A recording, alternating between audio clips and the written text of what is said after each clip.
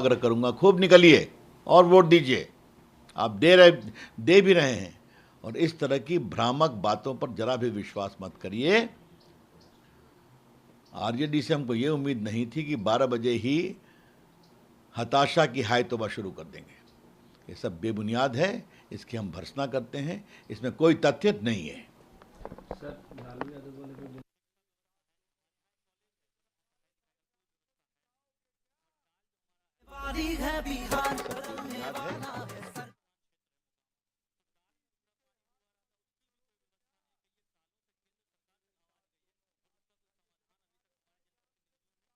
वो आप सुन पा रहे हैं, और इस बीच लगातार तमाम तस्वीरें भी सामने आ रही हैं। लगातार वोटिंग चल रही है 121 सीटों पर, और आपको बता दें कि दूसरी तरफ जो दूसरा फेज है उसके लिए जो एक तरह से प्रचार प्रसार का दौर है वो भी चल रहा है। थोड़ी देर पहले पीएम को आप अररिया में सुन रहे थे, लंबी लाइनें हैं।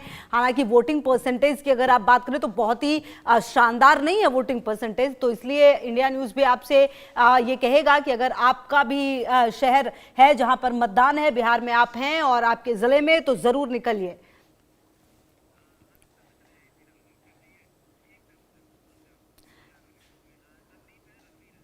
तो हमारे साथ संदीप चौधरी जी राजनीतिक विश्लेषक और रणवीर सिंह राजनीतिक विश्लेषक जुड़े हुए हैं बातचीत करने के लिए। रणवीर जी, देखिए कहीं ना कहीं ये जो चुनाव हो रहा है इसमें पहले फेज की अगर आप बात करें तो यहां पर लगभग बराबरी का मुकाबला था। अगर पिछली बार की हम बात करें तो इस बार भी लोग निकल तो रहे हैं, लेकिन इस बार की जनता एक ऐसी है जो बिल्कुल साइलेंट हो रखी है। अब तक का जो ये पूरा प्रोसेस देख रहे हैं सर, क्योंकि लगभग आधा दिन गुजरा है, क्या कहेंगे? देखिए, अभी किसी बात के पर चला जाना हमारे याद में जल्दबाजी होगी। थोड़ा सा इंतजार करना पड़ेगा। शाम को 5-6 बजे तक बहुत अच्छी रिपोर्टें मिलेंगे वहां से। लेकिन यह सत्य है कि इस बार की जनता बिल्कुल चुप से अपने मन से वोटिंग कर रहे हैं, और उम्मीद है कि शाम तक वोटिंग परसेंटेज बढ़ेंगे। और अभी हम लोगों को कुछ कहना उचित नहीं है, लेकिन इस पर विकास की ओर ज्यादा ध्यान दिया जा रहा है। बल्कि आपने देखा है कि प्रचार के समय में महागठबंधन और एनडीए दोनों ने अपने खूब जोर लगाया। उन्होंने पता नहीं क्या क्या सब बोला। उन्होंने इतने हत्याएं भी हुए, मारपीट भी कई बूथ पर हुए, अभी भी कई बूथ पर मारपीट भी हुए हैं, लेकिन लोग बिल्कुल शांत से और अपने मन से किसको वोट देना है बिल्कुल मतलब कि छुपा करके वहां पर जाकर वोट दे रहे हैं। जो रिपोर्टें आ रही हैं जी, शोरगुल या मारपीट वहीं हो रहे हैं। कुछ बदमाश तबके का हर जगह लोग हैं, जो कि आपको कहा जाए तो 1975, 1960, 1953 में यही सब हुआ करता था। तो दूसरे तरफ बोलना नहीं चाहिए, लेकिन वही गुंडा नेता होता था, यह वही नेता गुंडा होता था। अब थोड़ा सिस्टम चेंज हुआ है, क्योंकि अब लोग पैसे को बल पर वोटर को खरीदते हैं। लेकिन इस बार भी थोड़ा सा और चेंजिंग हुई है। इस बार लोग पैसे के जो लेने देने वाला हो तो किया ही है, बट कुछ लोग ऐसे ईमानदारी से जो वोटिंग करे बड़ी शांत से। तो अभी कुछ कहना बहुत जल्दबाजी होगी। हम लोगों को जल्दबाजी न करना चाहिए, थोड़ा सा इंतजार करना चाहिए। ठीक है सर, आते हैं आपके पास। अच्छा संदीप जी, अभी तो चलिए जल्दबाजी होगी, थोड़ा हम इंतजार जरूर करेंगे, लेकिन एक बात ये भी बताइए कि अगर जो पिछले समय के मुद्दे रहे हैं, जंगल राज, पलायन, ये तमाम बातें तो हुई हैं, लेकिन कुल मिलाकर क्या तेजस्वी यादव ने जिस तरह से पोस्टर से लालू यादव को गायब कर दिया, एक मुश्किल रही है? और क्या थोड़ा निकलना मुश्किल रहा है उस जंगल राज से? बहुत भारी पड़ा है तेजस्वी को, वो इस बार दिखा है वो? देखिए, राजनीति में सारे हथकंडे अपनाए जाते हैं। एनडीए अपने तरीके से अपनी रणनीति बनाने में लगा है। कहीं नीतीश जी का बैनर से फोटो साफ है, तो कहीं मोदी जी का बैनर से फोटो साफ है, कहीं लालू जी का साफ है, तो कहीं राहुल जी का साफ है। ये राजनीतिक दलों के अपनी अपनी हथकंडी है। एक बात बहुत ज्यादा की जाती है बिहार की राजनीति में, वो है जंगल राज। देखिए, जंगल राज से बिल्कुल मना नहीं किया जा सकता। एक वक्त था, न केवल बिहार में जंगल राज था, पूरे हिंदुस्तान में जंगल राज था। जंगल राज की स्थिति ये हो गई थी कि आतंकवादी हमारे संसद भवन तक के अंदर पहुंच जाते थे, और आतंकवादी सरकारों से नेगोशिएशन करते थे कि हमारे आतंकवादियों को जहाज में बैठाकर कांधार लेकर के आ जाइए, अफगानिस्तान में यहाँ छोड़कर जाइए।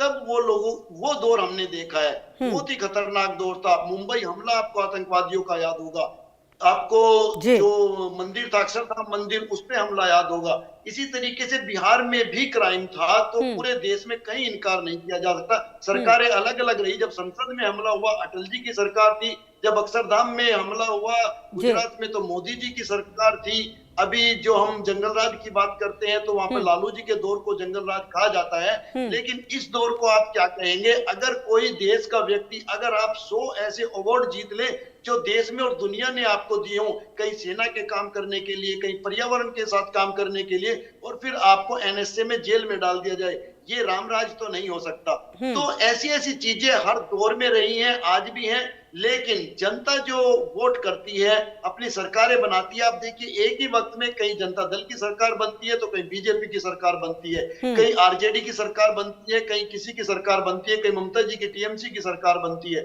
तो हमारे देश में कभी भी ऐसा नहीं रहा कि नॉर्थ से ईस्ट तक, साउथ से वेस्ट तक एक तरीके की हवा कभी नहीं चली।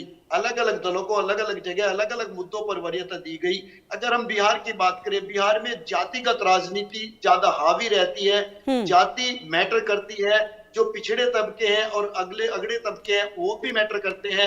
वहां पे आदिवासी का वोट भी मैटर करता है, मुस्लिम फैक्टर भी मैटर करता है, जो एमवाई फैक्टर की बात की जाती है वो भी मैटर करता है। कई तरीके से समीकरण बनती है। पिछले चुनाव में आपने देखा बिहार में किसी को भी पूर्ण बहुमत नहीं दिया, किसी भी दल को।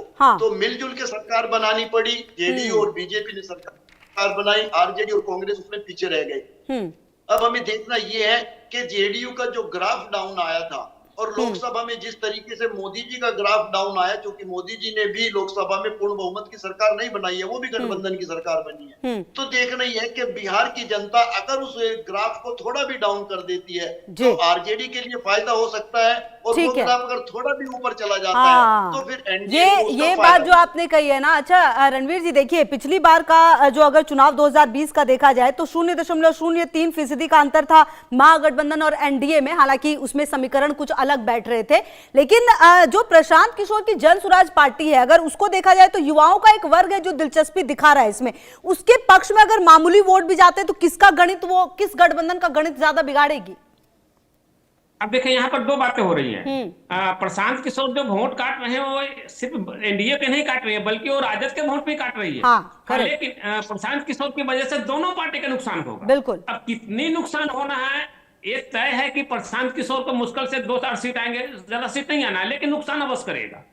अब इसमें यहाँ पर फोकस क्या हो रही है, तो सोचने वाली बात है कि अभी भाई साहब ने कहा कि वो जंगल राज वाली कहानी, तो हम ये भी समझते हैं कि आज भी जंगल राज खत्म नहीं हुआ है, बस ग्राफ कमा है कि जहां पर पहले 100% था वहां 50% है, ग्राफ कमी है।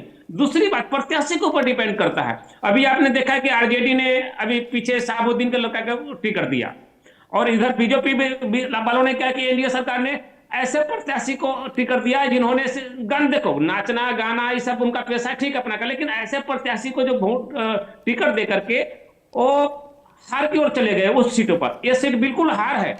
इसका रीजन क्या है कि बहुत सारे रीजन है, लेकिन 2-3 रीजन हम बताते हैं। एग्जाम्पल के लिए कि हम उस पार्टी में हैं या आप उस पार्टी में हैं और पार्टी के लिए जी जान लगाकर ये किया आपने, और उस लायक बने कि चलो भाई आप चुनाव जीत सकते हैं।